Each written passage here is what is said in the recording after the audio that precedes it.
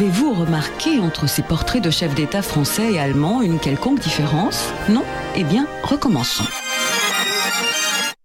Décoration, force tranquille, belles lettres et drapeau tricolore, la République française tout en continuité. Mais en Allemagne, nul symbole patriotique apparent. Il faut rompre avec le national-socialisme, d'où la présence en arrière-plan d'une œuvre d'art.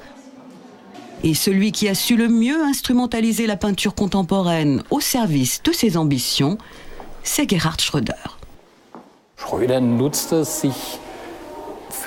Gerhard Schröder utilise l'art pour mettre en scène ses réflexions. Il est critique, il est issu du mouvement 68 Art, il n'a pas changé. Il se pose des questions, il se représente la politique, il plane au-dessus de cette politique, il dirige. Ce sont tous ces attributs qu'il cherche à transmettre à travers cette œuvre, à travers l'art.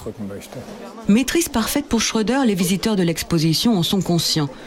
D'autres politiciens, comme le chef de la diplomatie, Guido Westerwelle, pourtant connaisseur d'art et mécène, renvoient une image qui laisse perplexe. Guido Westerwelle, qu'est-ce qu'on peut dire par rapport à sa position? Déprimé, déçu, soumis.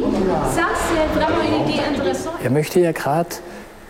Quand Guido Westerwelle se fait photographier tenant en main 2 nains de jardin, il le fait avec ironie et veut suggérer ainsi qu'il est le 3e nain de la photo. Ce qu'il veut aussi montrer, grâce à cette ironie, c'est qu'il se positionne au-delà de l'art. Mais est-ce qu'il arrive à faire passer ce message?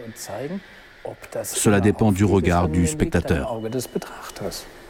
Et quand le regard du spectateur, c'est celui d'un photographe zélé, l'art prend vite le pas sur la volonté du politicien. Comme en témoigne cette sculpture de Willy Brandt, qui déteint sur la gestuelle de ses successeurs.